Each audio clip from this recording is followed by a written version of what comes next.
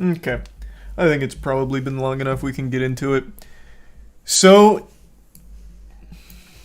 as most of you know, Moist Esports started in Super Smash Bros. Ultimate with Cola. So it's obviously a community I'm super passionate about. And it's been a community that's been severely neglected and shit on by Nintendo for 20 years now. They've shown no support and they've actively gone out of the way to shut down tournaments. They don't actually contribute anything to the professional scene in any capacity whatsoever. They're very hands off and they really don't seem to like professional Smash Brothers and never have. But not too long ago, Panda, which is an FGC organization, they're not just in Smash, but they're mainly known for Smash, they announced that they're partnering with Nintendo for the first time ever. Nintendo is directly partnering with a organization to put on high-level Smash tournaments. Everyone was excited, everyone was celebrating, like, holy shit, Nintendo's finally getting involved. It looks like they're finally going to support the professional Smash scene. This is amazing. I was one of those people. I thought that was super hype. I thought that was great for the scene. Fast forward to today. There is something called the Smash World Tour, which is a labor of love put on by the community, mainly VGBC, Video Game Boot Camp, and it's reaching its conclusion. The Smash World Tour is by far the biggest Smash tournament that has ever happened, like circuit-wise. So the Smash World Tour is what people have been competing for an entire year. It's about to wrap up, and right before Thanksgiving, the day before Thanksgiving, VGBC gets a notice from Nintendo that they have to shut it all down. They get a cease and desist. A classic Nintendo maneuver. They basically invented cease and desist. They would cease and desist a fucking 4-year-old's birthday party if you had a Mario plushie there. They are ruthless. So at the very end, our players, for example, already had flights ready for Smash World Tour here. Like, everyone was fully in. Like, everyone thought it was still happening. Everyone on the organizer side also thought so as well, until the day before Thanksgiving, they said, nope, no siree, because Nintendo refuses to allow, like, grassroots tournaments or anything like that. Yet, this came out from VGBC, where it is revealed that the Smash World Tour did have the nod from Nintendo. While they didn't officially license it or get behind it in official capacity, they were in direct communication the entire time with Smash World Tour. They were talking directly to Nintendo. They had their blessing, albeit not a fully licensed blessing, but they had their permission to run that while they also ran the Panda Cup, which is their official one in conjunction with Panda. And then out of nowhere, they got this. They got absolutely fucking slapped. They had to shut it down. So they made the announcement today that the Smash World Tour it's dead.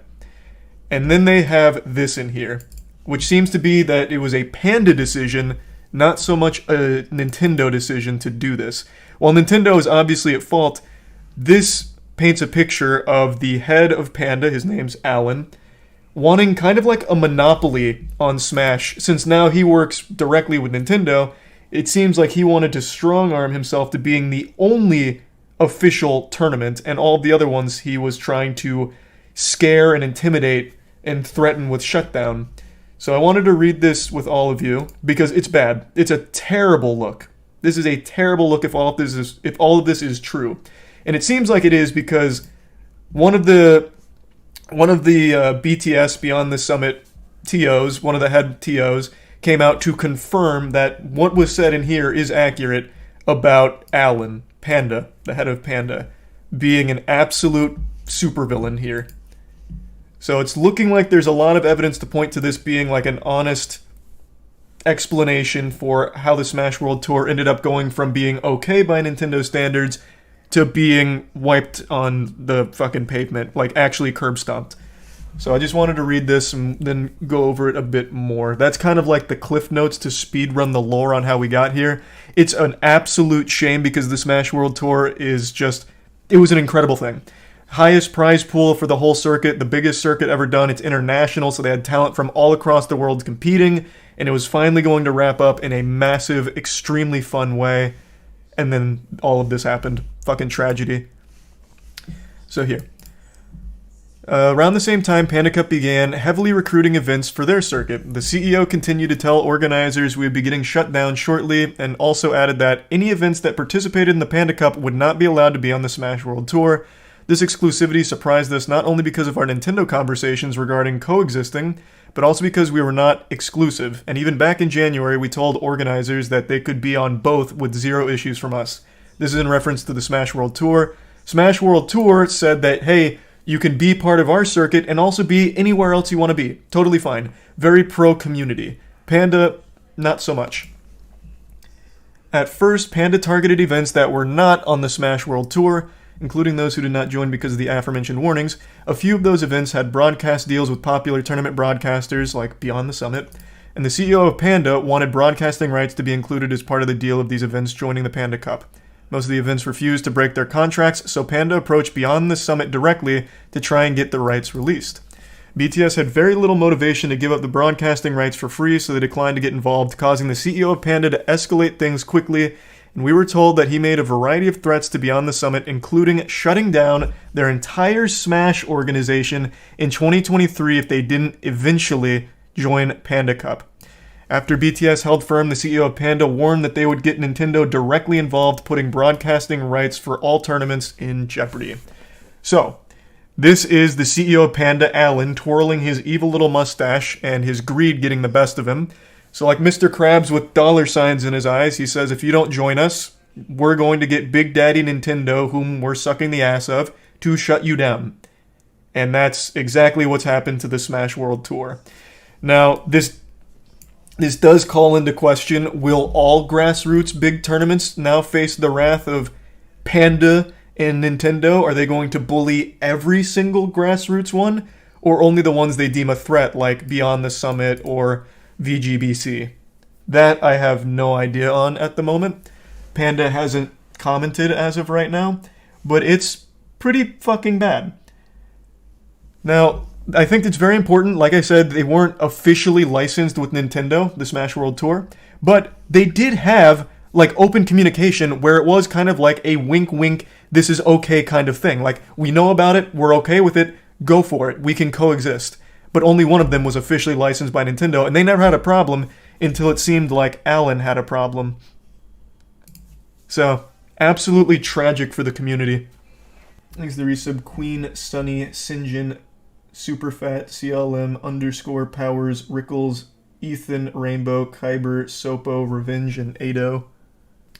No, like, there is a big fuck Nintendo thing here, because if they would just fucking support the community besides just going with, like, the Panda Mafia, this would have never been an issue.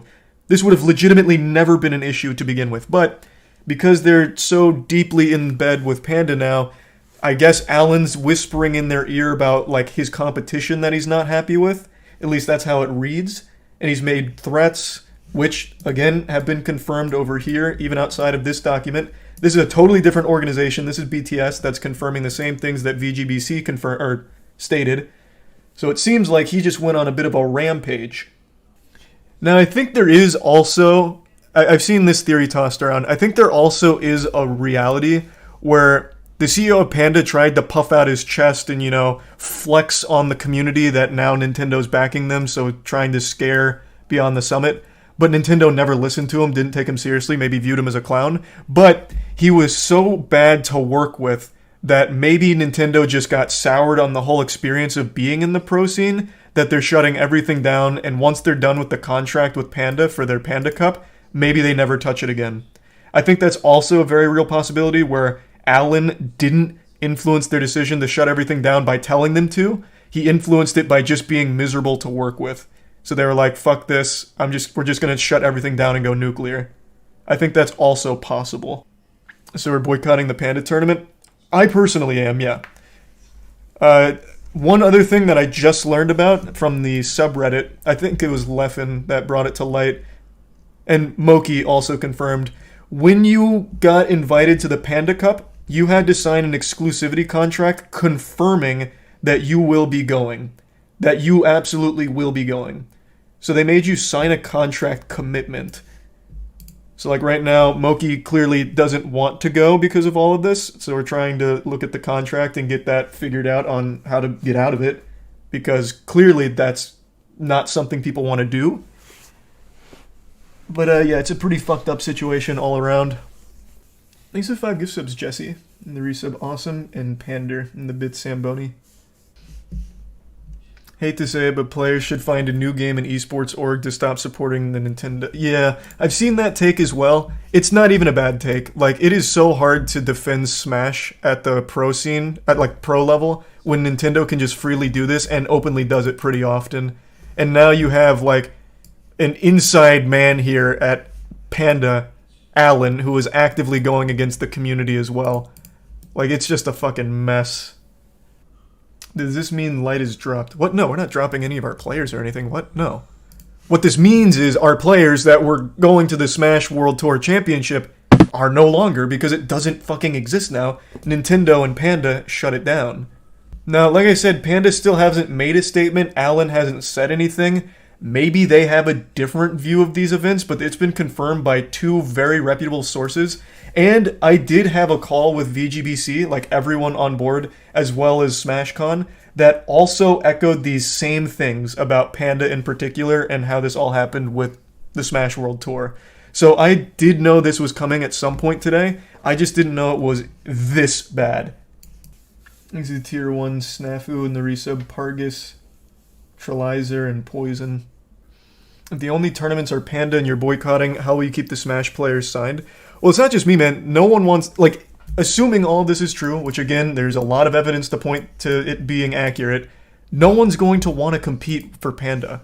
And like I said, since we still don't know if this means they're going to shut down all grassroots competition, it seems unlikely they would. There'll still be other tournaments, but there's not another tournament with the same level of competition that the Smash World Tour offered. So it's still a huge blow regardless. And since everyone already had their flights and everything booked, it's a massive fucking financial burden as well for players. Of course, Moist Esports paid for all that, so luckily that doesn't affect our players personally, but not every player in Smash is signed. In fact, most of them aren't. So they probably just lost a ton of money booking all of this and now having to cancel. This is the resub BME. So you just lost a ton of money. Yeah, well, that's esports in a nutshell. Like, that is what it is. I'm just more upset about our players not being able to compete at Smash World Tour. I don't feel we know the truth yet. Like I said, we still need to hear from Panda and Alan in particular, since it seems like it's mainly Alan. We still need to hear from them. I just don't see a world where somehow every other major org had the same experience here, with Alan in particular. I don't see how that could somehow be like a smear campaign, a lie. Like, none of that really checks out, especially because there was direct communication with Nintendo the entirety of the Smash World Tour until all of a sudden they decided to cancel it out of the blue, or cease and desist it out of the blue.